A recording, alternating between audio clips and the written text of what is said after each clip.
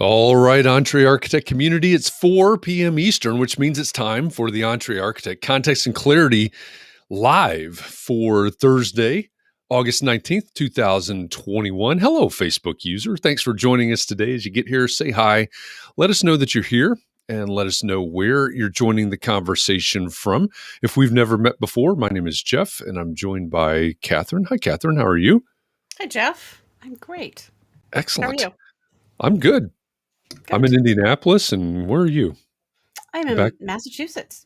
Back in Yep. the Boston, Massachusetts area. Great to have you here and everybody else out there. Oh, hello from Calgary. Wow, we've got a Canadian with us. You're supporting the entire nation right now, so thanks for joining us. We come here every weekday at 4 p.m. Eastern for one reason, so that we can find clarity around the things that matter most to you, the architect. And it doesn't matter if you are the employee of a firm or you have your own firm. Maybe you've circled a date on the calendar and you said 2021 is my year and you're on the runway to starting your own thing. Or maybe you have had your own firm for a year or 10 years or how many years, Katharine? 37? Well, 37. I was still in high school, I think, Jeff, but thank you. 48 years. 95 years I've been 95 practicing. years. And you're starting to rethink or reimagine what your firm could or maybe should be. All the topics that we cover, one topic every day, they're all the need to know topics for the success of small firm architects just like you.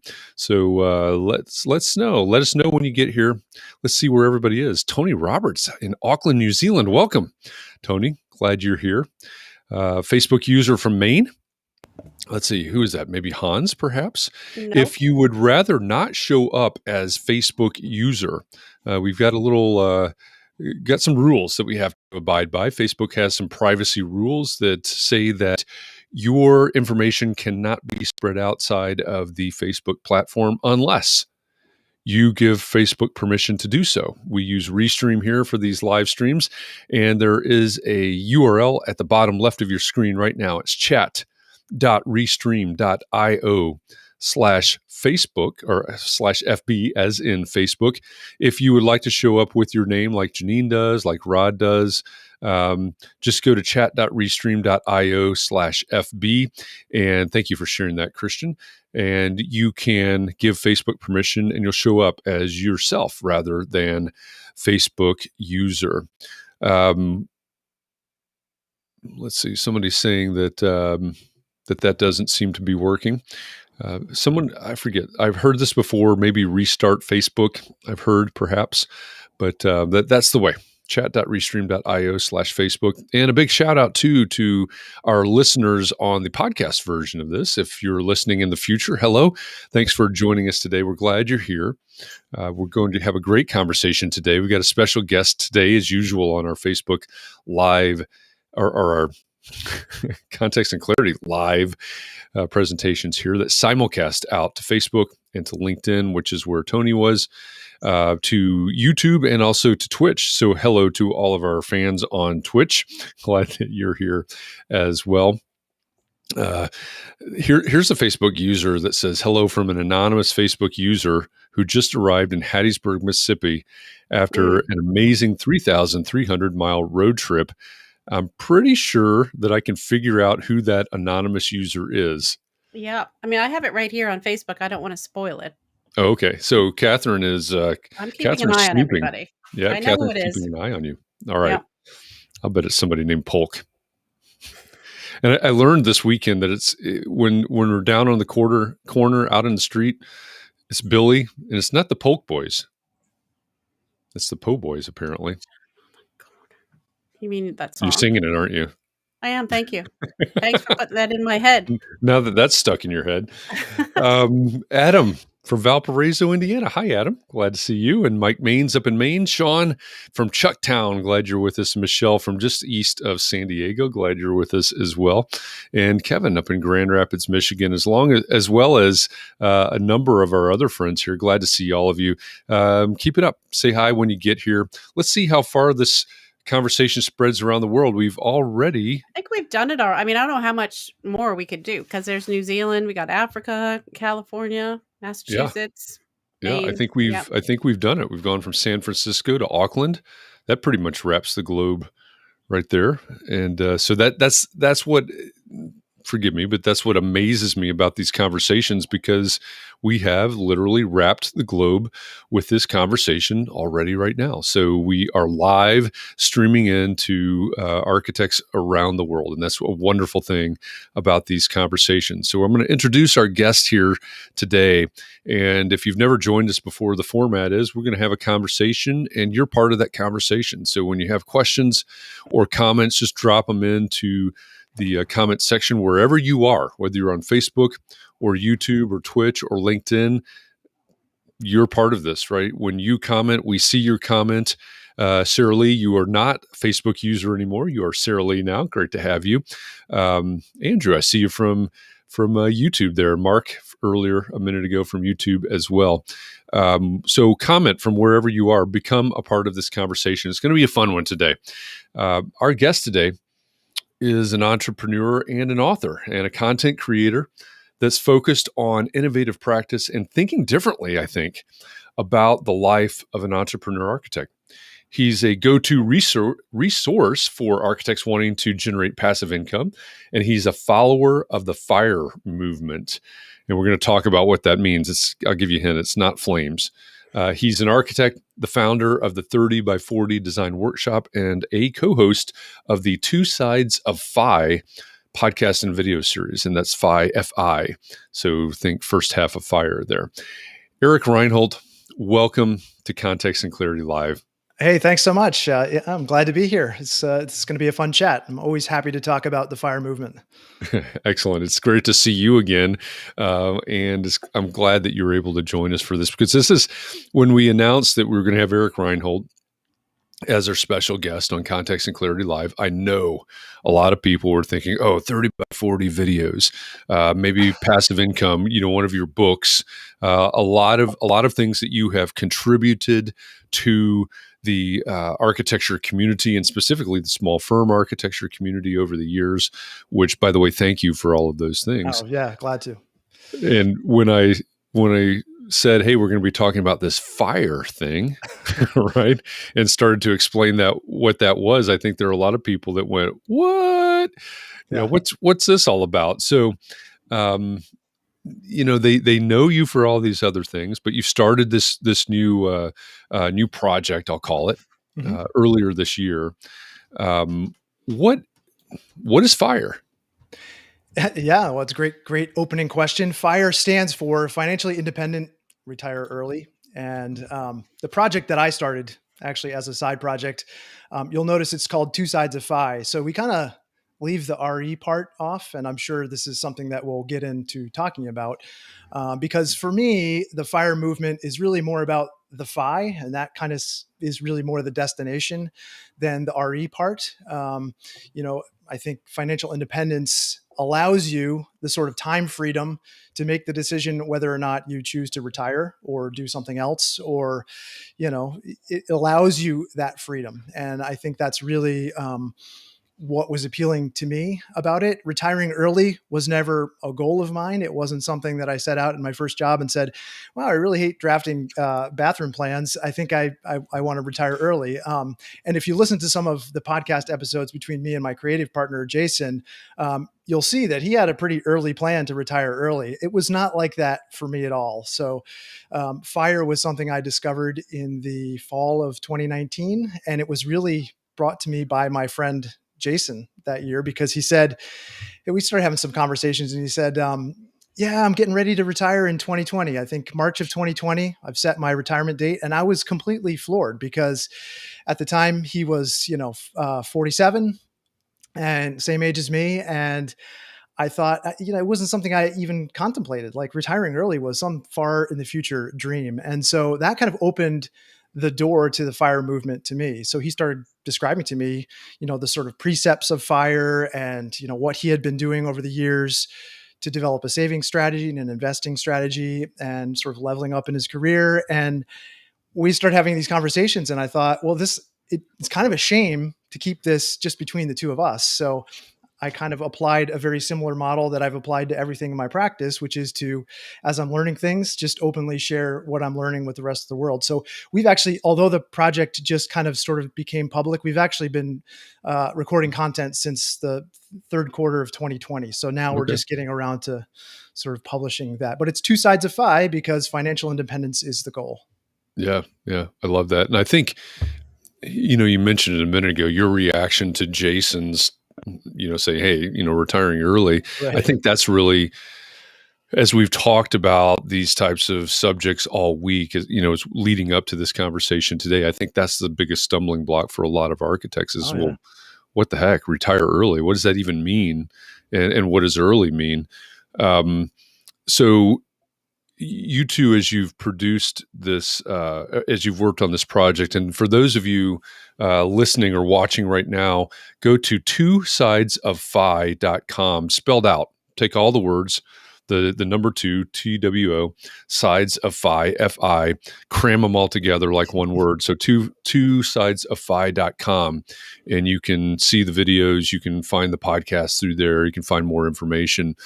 But as the two of you explored this, and one of the common questions that's come up this week is, where do you get your information? Do you have a financial advisor? How are you putting together plans for this? Yeah, there's actually an incredible amount of resources online. My friend Jason has been working with a financial advisor. He's been doing that many years. He was in tech out in the Bay Area, so he had sort of he was earning in a different way than I was, certainly. And I think he started to realize he needed some help sort of steering the ship. And so he hired somebody, and the people he hired actually have a podcast. So that's a fantastic resource. So they share all this free information. It's called The Money Guy Show. Sounds completely cheesy, I know, but it's incredible information. So that's one of the places. Part of this two sides of FI, the two sides are, my friend Jason has reached financial independence and I am striving for that. And so it's me kind of probing him and sort of trying to tease out this information, just the very questions you're asking right now. And as part of this learning process, you start to discover other resources. So there's Choose FI. That's a fantastic podcast, an excellent primer. There are books like Quit Like a Millionaire or The Simple Path to Wealth by J.L. Collins. So there's kind of a whole huge raft of information out there. And it can be fairly complicated and a little obsequious to kind of figure out, okay, what do I draw here? But there are some basic fundamentals, which kind of, for me, kind of cracked open the door to what was possible. And if you'd like, we can kind of talk about what those are. And the first thing that I said when Jason was talking about retiring, I said, well, I mean, how much do you have in the bank? Because I just thought this was just some massive number that you have to have saved up. And for me, it was the kind of thing that really kept me from doing even just a basic level of math. So the FIRE math here is based on this thing called the Trinity study. So there's lots of documentation here. We have lots of links on our website to all of this, all the resources here. But it was a study that was basically looked at the performance of a retirement portfolio over a set period of time. In that particular case, it was 30 years, and based on a certain withdrawal rate. And they did a whole series of tests, and they determined that generally a 4% withdrawal rate from any given portfolio means you'll still have some principal left at the end of that 30-year period. Now, so that's all fine and good. But essentially what this means is if you know what you're going to be living on in a given year, and let's just say it's a hypothetical $40,000. I'm not pretending that works for you or anybody else, but let's just say it's $40,000. The multiplier on that to figure out how much you need to save for a 30-year retirement is 25. So 40,000 times 25 equals $1 million, which by all accounts is a lot of money. If you can stand to live on $40,000 a year, that might work for you. If you think you need something like $80,000 a year, then you're going to need $2 million. So you can see there's a simple equation there.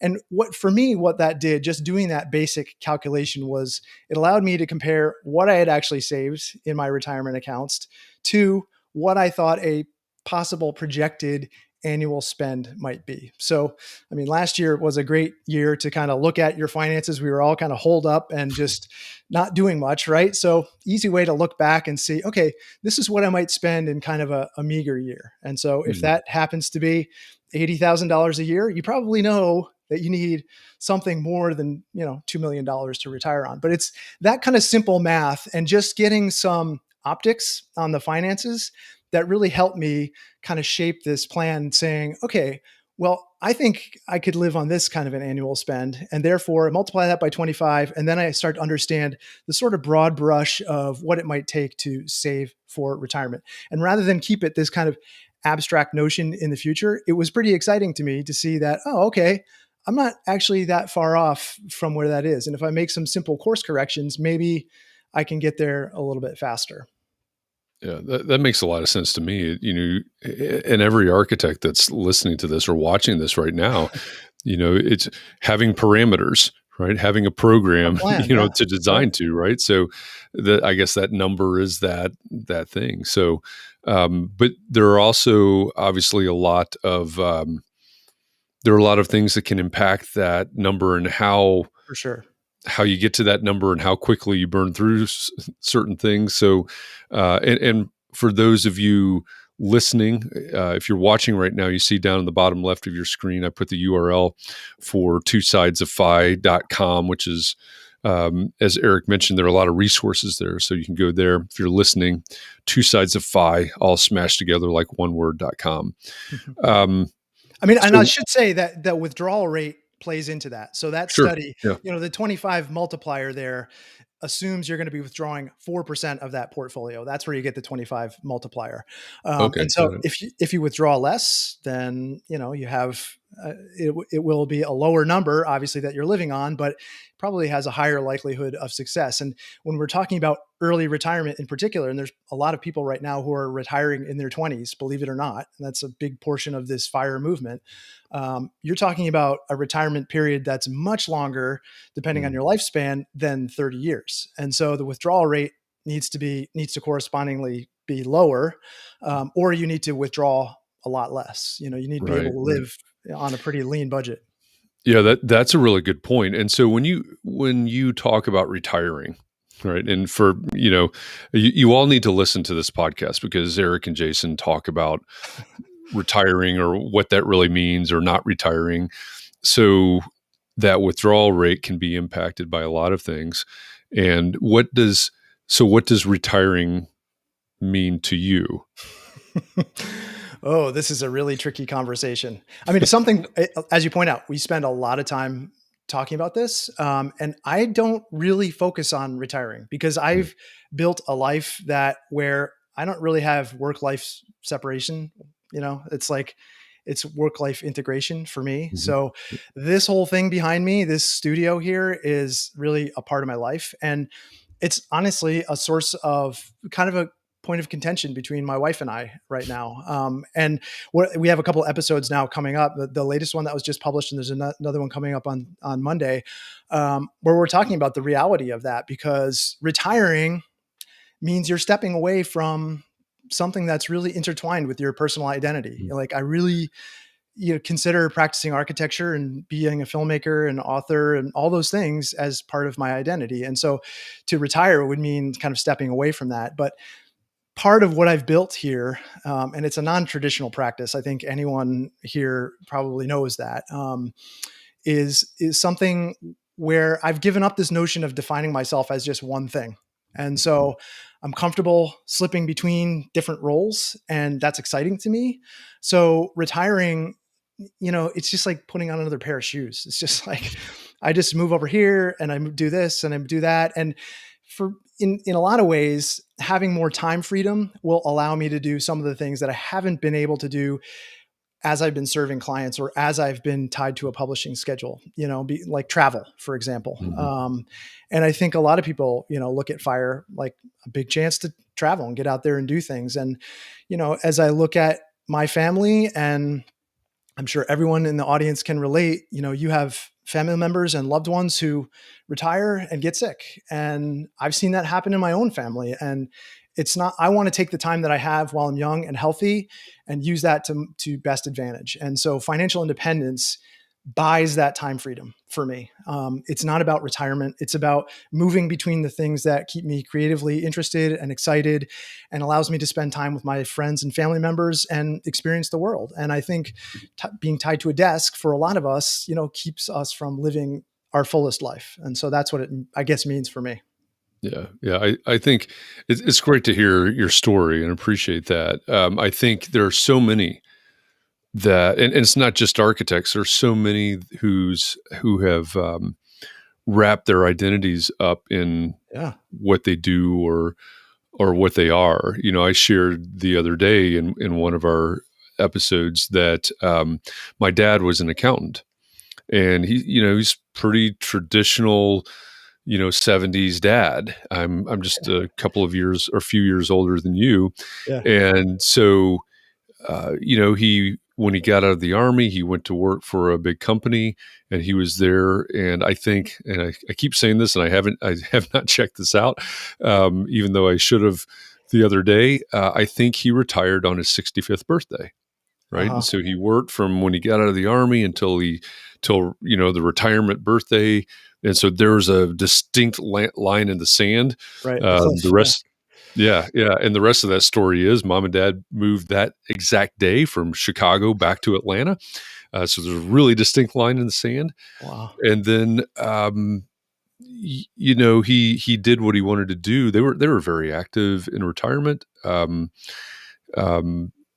Involved grandparents and really passionate about Habitat for Humanity and things like that. And then almost exactly 10 years to the day he died, which is another really distinct line in the sand. And I look at that and I go, I don't think that's me. Yeah. Yeah. Oh, somebody man. Yeah. That's very hard. Somebody shared on Clubhouse the other morning. I think it was Merritt shared on Clubhouse the other morning, the story of a graphic designer, apparently a very famous graphic designer, that kind of looked at their life expectancy and said, not the same thing as what I just shared, but essentially the same thing. Hey, I don't want to work to a certain point and then have X number of years to live and not know what my health is going to be, et cetera. Yeah. And so they looked at it in a different way, and they decided to work for a few years and then take an entire year off.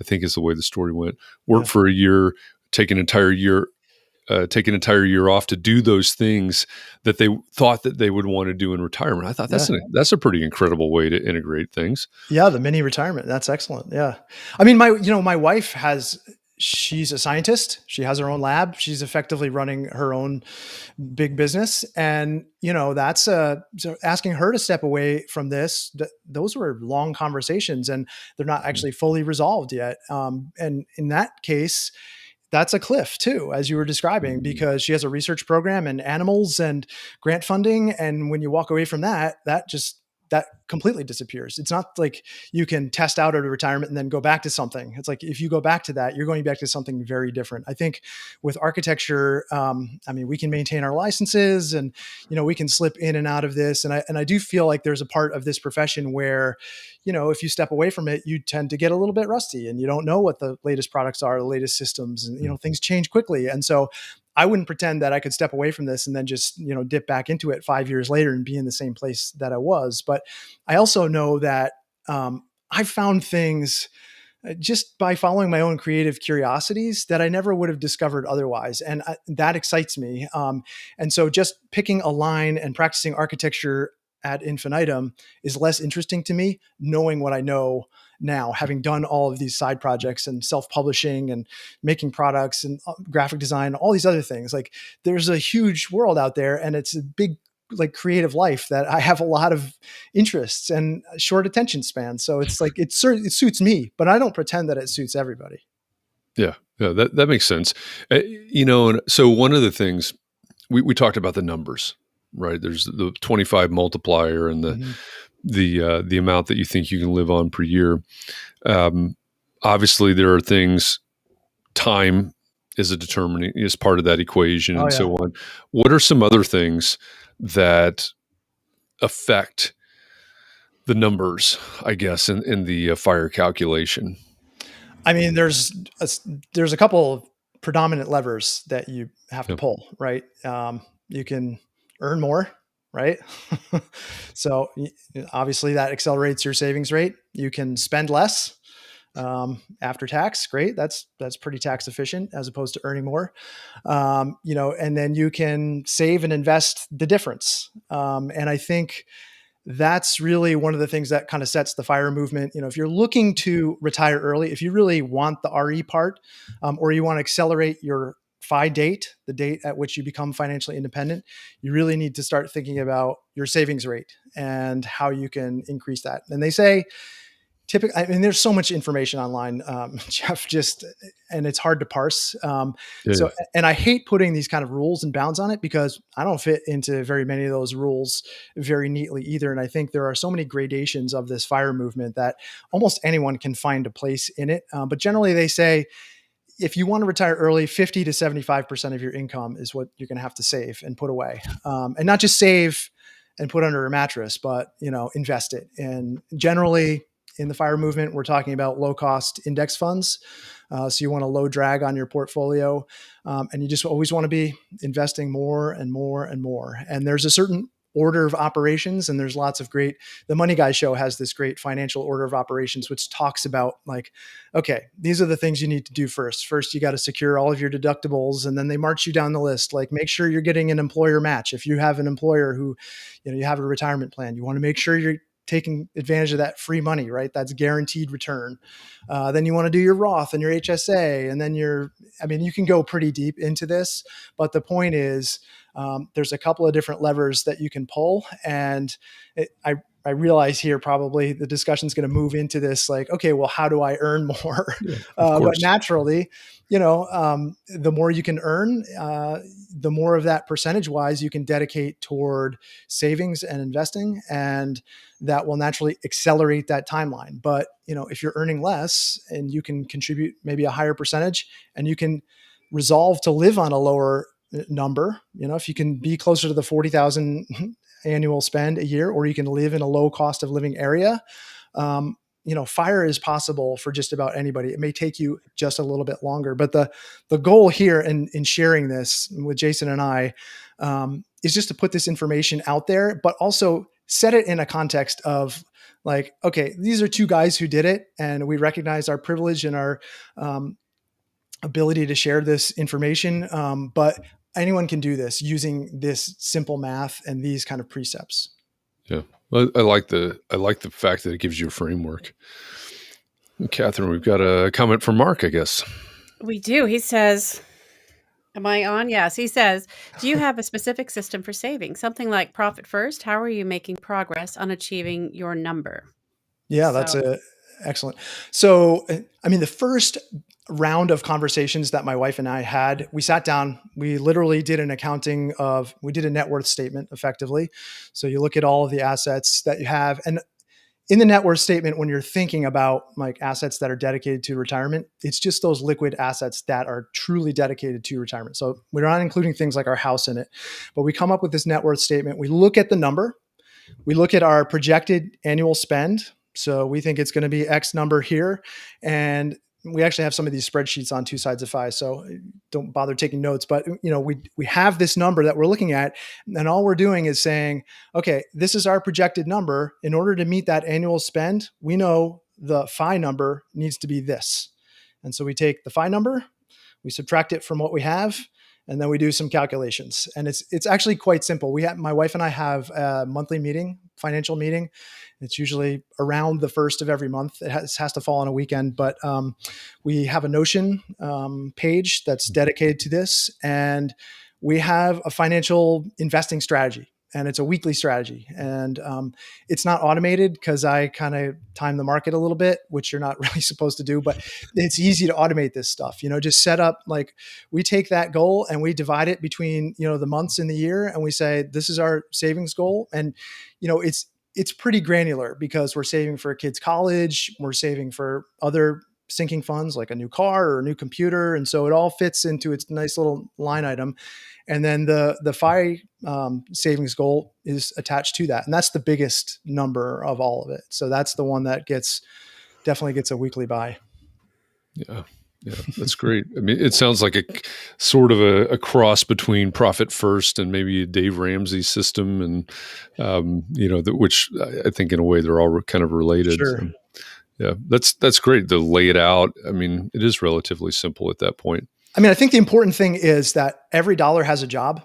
I think, before we had really optics on the finances, uh, every dollar just kind of went where at our whim. And I think, everybody does this. I mean, we were subject to lifestyle creep, and, we were buying things we probably didn't really need, and money was just sitting in an account and not working hard for us. And I think when we started looking at these things, you know, we started to understand that we're only hurting ourselves by not learning more about this. I mean, we didn't have a brokerage account until 2019. Like, that's pretty embarrassing for me to say. I thought the retirement account was going to solve it. And when my friend Jason said, "So what's your cash account like? And what's your brokerage account like?" And I was like, "Oh, what do you mean?" So, I mean, if you're coming to this and all of this is like, wow, I don't have any of those things, you are definitely not alone.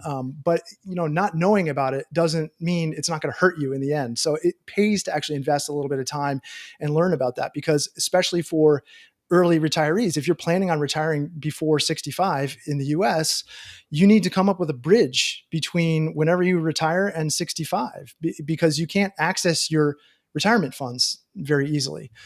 So part of that is developing a strategy of post-tax investing. And so, we're generally maxing out our, pre-tax stuff every year. And then we're contributing to the post-tax stuff too, because we need that bridge. Yeah. I don't know if everybody out there caught this, but when you said every dollar has a job, that's a pretty amazing statement. I think I'm not a tattoo guy, but that seems like that's tattooable. Maybe like on your forehead backwards, Yeah, so you right. see it every morning or something like that. Yeah, that's a really powerful statement. Every dollar has a job. Yep, there it is. Rod mentioned something that is it's a it's something that I'm really concerned about, and I know a lot of people are concerned about. But the idea of healthcare. Not to make this a political or anything else. I don't think healthcare ought to be a political conversation personally, but that's a big unknown in the United States. It is. Yeah. Mm. It's something that we're talking about. And we have an upcoming episode on this. We brought somebody in from a large pharmaceutical who does healthcare for thousands of employees, because we wanted an expert to help us figure that out. And it's a very difficult topic. And I feel actually pretty uneducated about it when we were talking with her. So, I mean, I look forward to sharing that information.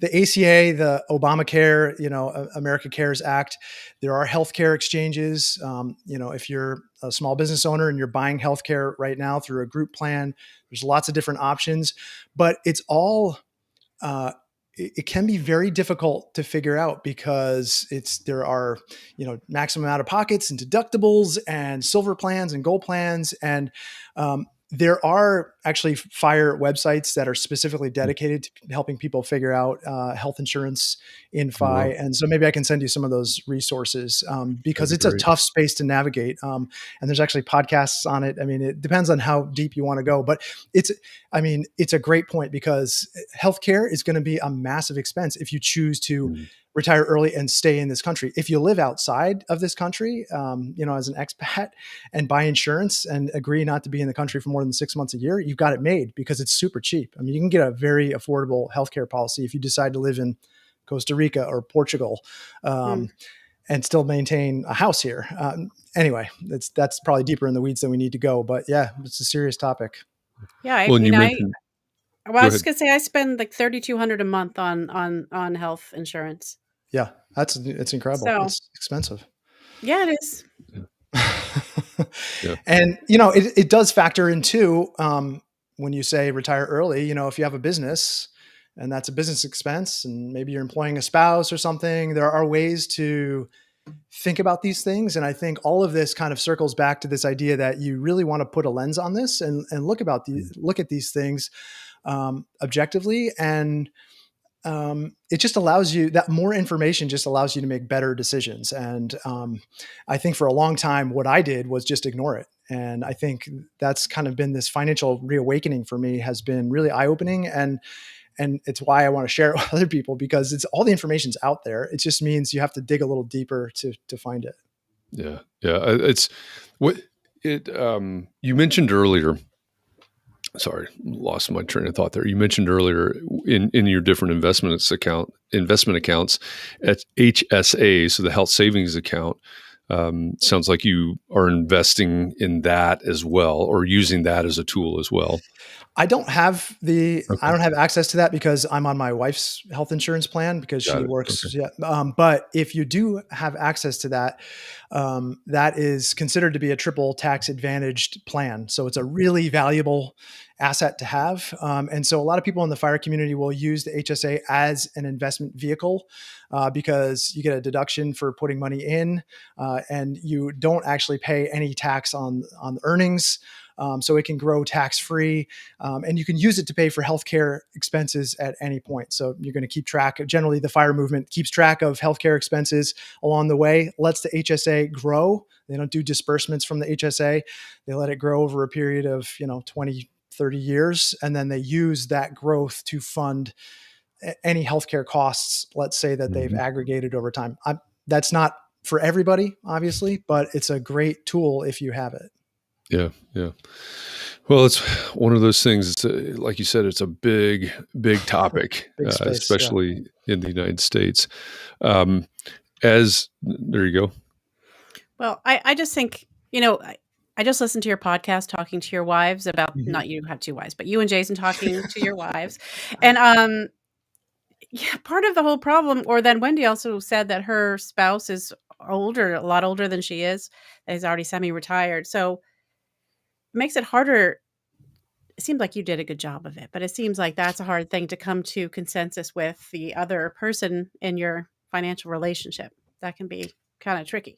Oh, definitely. Yeah. No, it's a big thing that I think a lot of people face. And I'm lucky, and I think Jason was lucky to have pretty good alignment there. But honestly, if I asked her to leave right now, she would not do it. And so there would, there would be a lot of conflict there. Yeah, no, but I think, finances, and we waited, I think 13 episodes to bring our spouses in, which was kind of a mistake, because this is a conversation that was actually happening in the background between us for, a period of years. And I think if anyone who's contemplating this, you have to get on the same page with your finances. And I think many people, I know in my house, financial discussions were always fraught with a lot of emotion, and a lot of negative emotion, because there wasn't a lot of money. And so money wasn't talked about, and it didn't actually solve the problems at hand. And I think when my wife and I, at various points in our life, let's say when we were ready to buy a house, or when I was starting my business 8 years ago, these points in time, we regrouped and really sat down and developed a broad financial plan for tackling what are pretty significant financial decisions. And that required both of us to make those decisions. When I started the business, that was on her to provide all the income until I could get this thing on its feet. And so, yeah, it requires buy-in. And I don't have the answers, because I don't pretend that it's an easy discussion. And certainly if your ages are spread far apart, it's a much different discussion. But it needs to happen. Yeah, this week we sort of mirrored part of your episode list of Two Sides of Fi. We started out Monday talking about your financial past, meaning, where did you learn the mindsets and your relationship, and where did all that come from? And I think, I can't exist on my own, or I don't exist on my own, I guess I should say. And I think it is difficult when you may have different financial pasts, financial histories, and learning. But as a unit, I guess we've got to figure that out. Yeah. And couples have different approaches to, is it one pot of money, or is it divided, or are there different buckets? And, Laura and I, my wife, we treat it as one kind of fungible source. And we don't draw lines on like, oh, that's your spending money or whatever. It's just kind of one thing. But I know there are people who are not like that.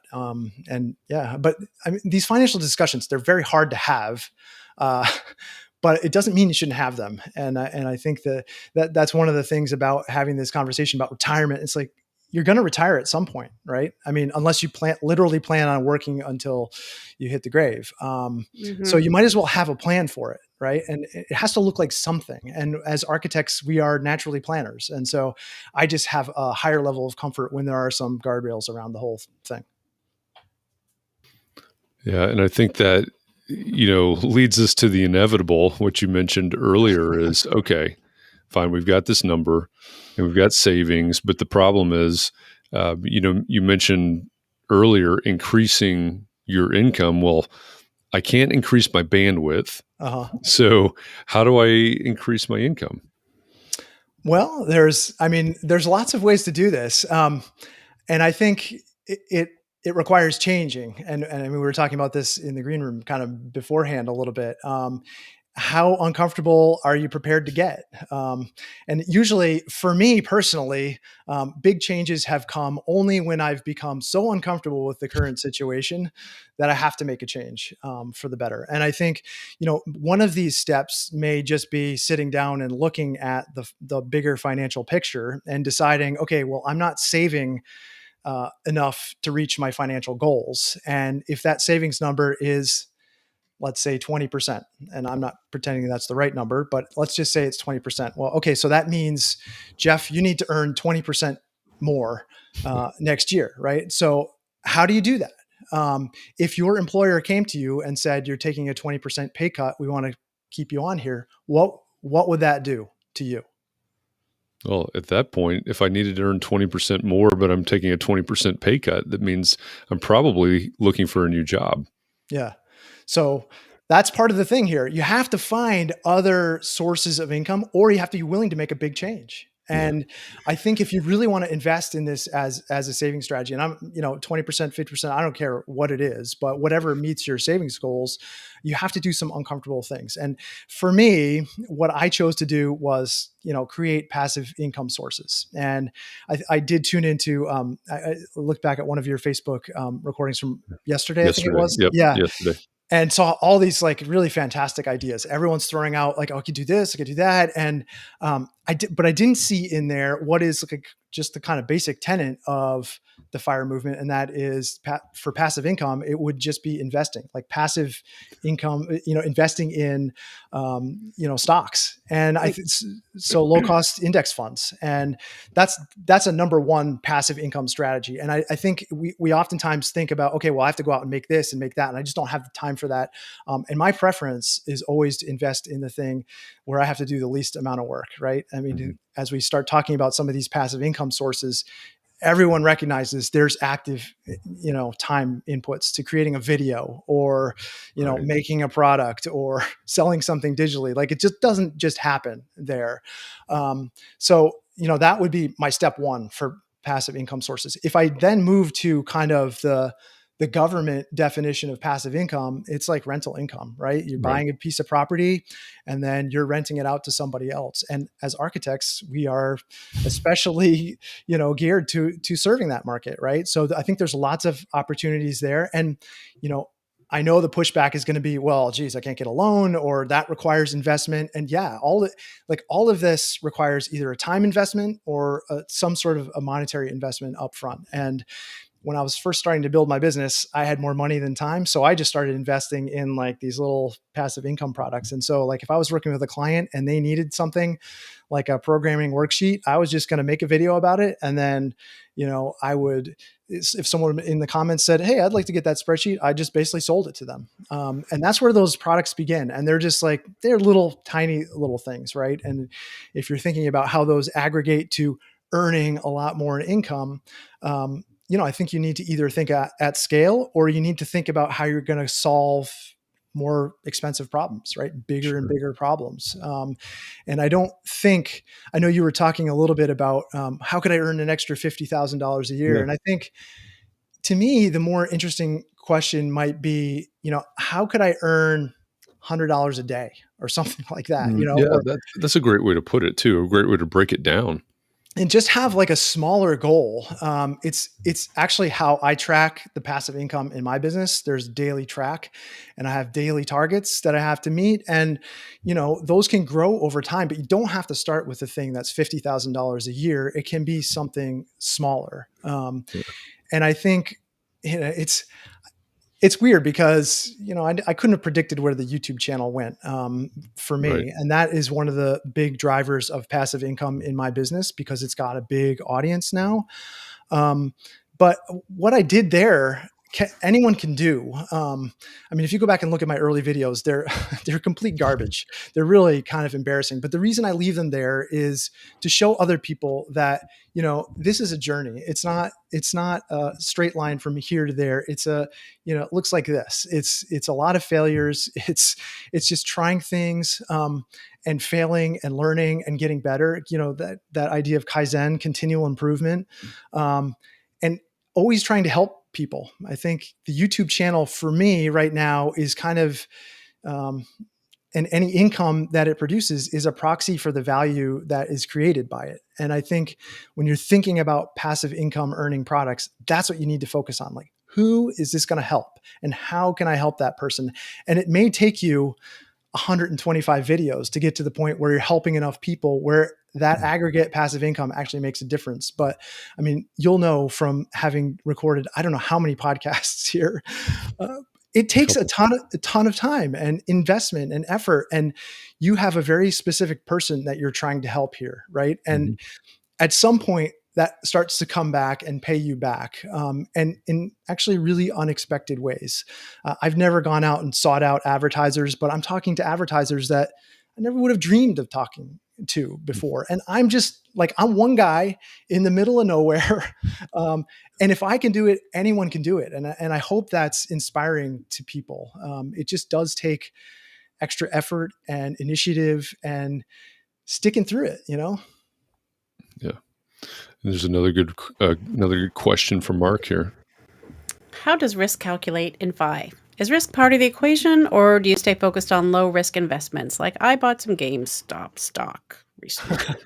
Oh, That was pretty sure thing, I thought. yeah. Pretty sure I'd be F.I.R.E by now. That's amazing. I wish I got in on that game, but I did not. I mean, risk has to play a role in your portfolio, and there's risk capacity and there's your risk tolerance. So I have a very high tolerance for risk. I invest in crypto and, various other things. And for me, I just limit that to 1% of my portfolio. So I feel like that's a pretty standard, good guardrail. I mean, this isn't investing advice. I'll just preface by saying that. But I think it's okay to have some of those kind of risky, fun assets if you are investing and that keeps you active and interested. It should not be the bulk of your portfolio. I think if you look into the research around, low cost index funds, it manages risks for you in a way that I'm certainly not prepared to do. I can't pick individual stocks. And my friend Jason has an actively managed portfolio working with investment advisors. And, if we compare the returns, yeah, overall, is he going to have a bigger portfolio at the end of the day? He probably will. But I'm planning my portfolio based on what I can afford and the level of risk that I want to tolerate. And also the level of engagement I want in it. Like, a low cost index fund is kind of a set it and forget it strategy. And I like that. And you can rebalance once a year if you have some mix of stocks and bonds, and that will get you pretty far. Yeah. Yeah. And I guess, speaking of the risk, obviously, I guess this is Mr. Obvious talking, but the risk at some point is going to perhaps bite that number. If you're basing Yes. it on a certain number, you've got to really be paying attention to that. Yeah. And I think if we really want to dig into the risk, there's a great tool that you can go to right now. It's called F.I.R.E Sim. And all you do is you pick your retirement date, you pick how long you think you're going to live, which is kind of a strange exercise. You put your number in, right? Your annual number and what you have saved so far. And it does a projection based on 128 different, stock market years. So it'll start in 1960 and then it'll end in whatever, 40 years later, whatever you input here. And you can see the simulation, like this portfolio failed, 6 out of 10 times or whatever it is. And they'll actually spit out a number to you. So you can build confidence that way. And they do just kind of, they'll allow you to set your allocation. So let's say you have, 90-10 stocks to bonds or 99 and 1% in crypto. You can set the allocations there. And it's these kinds of tools that really model it out in great detail, that can help build confidence in this and to make sure that you're not really running the train off the rails here, because you definitely don't want to run out of money. And you can also, if you're closer to retirement now, you can also input Social Security. Like if you actually think you're going to collect Social Security, or you can choose to leave it out, and maybe that's your kind of insurance policy. So it's a great tool for just looking at it in more detail than I was actually prepared to do initially. Yeah, that's very cool. So up on the bottom left of your screen right now is that URL at C, as in the letter C, FIRESIM.com, cfiresim.com. So check that out. I just glanced at it real quickly while I was grabbing the URL. And it's like, oh, I could play with this for a while. Yeah, that's pretty fun. All right. So I know we would be remiss because there are a lot of people who are going to want to know this. You're talking about passive income, and that's how a lot of this community knows you, Sure. or at least in part, through your book. Your second book was really about passive income and a lot of your videos and things are generating passive income, obviously, as you described, and about different ways.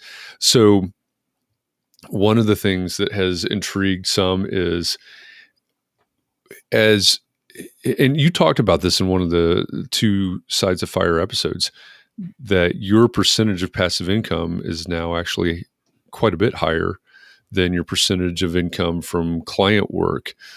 So maybe going back to that, a lot of people, their identity is wrapped up in being a thing.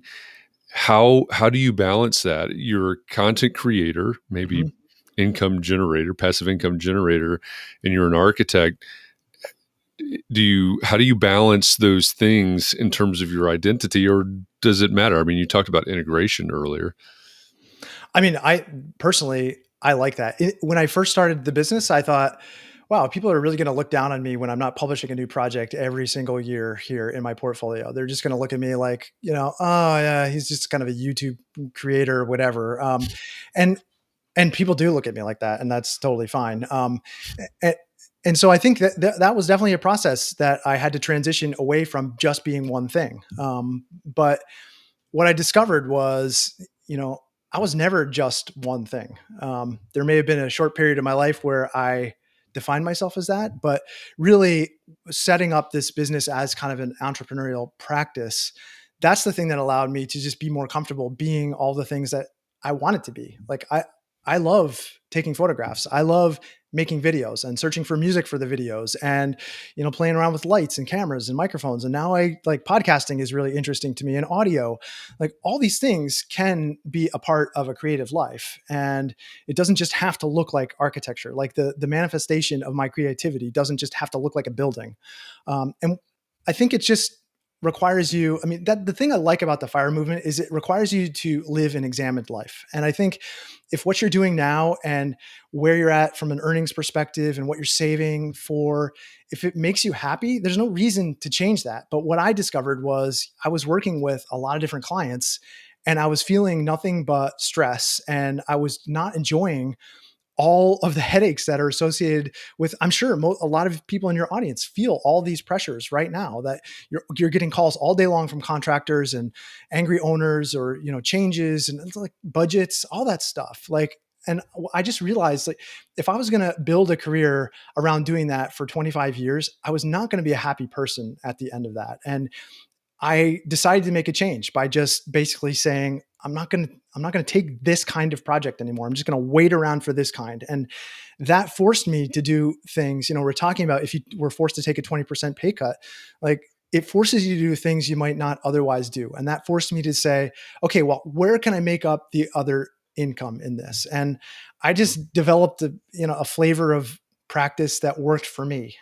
Working with one client at a time we make a video about whatever we're working on. Like we're redesigning this bathroom now, and I'm researching these Japanese soaking tubs. Like it's awesome. Like I love, like it's amazing. And I get to then make a video about it and share it. And that information will just kind of build this flywheel of advertising revenue and affiliate links. And like, I don't pretend that works for everybody, but it's kind of nice that it works for me. I'm glad that I found something that works for me. And I do also feel like architects are creative enough that they can find their own flavor of this if they're not happy with what's going on in their financial life. And it really can be pretty life-changing. I think there's a lot of limiting beliefs around what creatives can earn in a month, in a year. And I certainly, one of my heroes is Pat Flynn, a former architect, who I know you guys have talked about before. I mean, when I heard his income reports of $50,000 a month, I was like, like impossible. But it really is. It can be a real thing, and I don't want people to feel limited by their current financial situation. I would encourage people to look outside of where they're at now and really envision where they could get to, and make a plan for it. Yeah. One thing I've always appreciated about your approach, and I know Pat Flynn has a similar approach. Sometimes he's does a lot of things, but this idea that as you're learning, you can use that as a tool to create a video or some sort of passive income product. And I think, I don't know if that sinks in with anybody else, but it's like the stuff that you're doing all day, every day can be leveraged into exactly what Eric is talking about here. And I just, when I heard that and kind of figured it out, I mean, that in itself is pretty transformative. I mean, that's the idea of like document while you're creating. And I know it feels like a lot of extra work. And I know, we were just talking beforehand, Katharine, you said like, I already have 1,000 things to do. I don't need like 1,000 more things to do. But the idea with this is just to be efficient with your time. Like, growing up, my mother, and I told the story on the podcast, the Two Sides of F.I.R.E podcast, like, she taught me to get everything that I can out of all that I had. She would make like 1,000 meals out of one chicken. It was pretty incredible. And I didn't develop that same skill with respect to cooking, but like if you think about the work that you have on your desk, there's a lot of different things baked into that. There's all of the knowledge up here that can be then turned into extra income for you. I mean, it's just going to waste if you're not sharing it with other people. It's like the same logic I applied with Jason and I making Two Sides of F.I.R.E. That is now another income stream for us. And I don't know where that's going to go, but I think it's possible if you just turn the camera down on your desk and say, what is it about what I'm doing that other people would find valuable? And I can guarantee, I get emails from homeowners every day asking the same 10 or 15 questions. So, there are so many videos that could be made or information products that could be made around just a small subset of those things that could lead to who knows what. And in itself, it's an incredible marketing device, YouTube, for bringing great clients into the practice, so that you can pick and choose. And so I think there is some kind of nice magic to it. And I certainly don't want to be the only creator on YouTube that is like being the the representative for all residential architects. Like I want other people to have a voice too. It's not just my voice, Yeah, that's a great point. Katharine, I've got to share this one from Mark. Oh yeah, I was going to put that up there, but then I didn't want it to look like I was only putting Mark's comments up there. So what's your cocktail? Oh, yeah, it's always important to have your cocktail party one-liner. So I don't know what mine is. So don't ask me. Yeah. So when somebody says, "So what do you do?" What do you say? Oh, well, I still say I'm an architect, but I also say that I'm a content creator. So, I really do think of the creative part of making content as something that I feel was something I discovered that I didn't really know existed. And I really enjoy it. And I hope you can see it come through on the videos that like those things are, they're little pieces of art for me. And, basically creating a building it's a multi-year endeavor oftentimes, right? Unless you're doing something really simple and distinct. But like I said earlier, I just don't have the patience for that sometimes. So being able to make a video kind of satisfies all those creative urges in a way that I hadn't really expected. So architect and content creator, I guess, if I had to say. Yeah, well, we have a better suggestion for you right there. I Oh, am a YouTube oh star. God. Okay. You should just get used to saying that because that's the Ouch. truth. I appreciate that, Christian. Yeah. I So, don't call myself a YouTuber. No, that's kind of, I don't know if that's, Well, it depends on what kind of party you're at because someone, I my guess. daughter's age would be totally into that you were a YouTube star. So, yeah, Yeah. Okay. you're an influencer. How's that? Influencer, I guess. I'll take it. Sure. So let me ask one more question. Um, we've been around the horn here. It's been fantastic, and again, I know a lot of the folks that are watching, listening right now, know you in a large part because of your work teaching how to do well, teaching in general, but also teaching about passive income. So, knowing what you know now, if you went back, what would be the first passive income product you'd create? I mean, it's pretty hard to give up the path you came from, right? Yeah, Because, yeah. and this is the thing, I'm always asked by people for kind of the shortcut, like, Oh, okay, yeah. like do that, like, hey, what kind of plant? I'm thinking about doing plant size. Should I do it? And my advice is always, and people hate this, but it's how I end all of my videos. And I end it by saying, go make things. And it's that Mhm. real simple directive that just says, like, the stuff that's going to come from you and from the aggregation of all of your personal influences, creative influences, the way you see the world, that's the thing that's going to draw people to you. And that's the thing really where that's the place where you're able to create the highest value. And so, I could say right now what I'm earning the most from, or I could say, 8 years ago what I was earning the most from, and it's changed, and I expect it to change all the time, and it changes because it changes with what I'm interested in doing, or what I'm Mm. interested in teaching, or what I'm interested in making.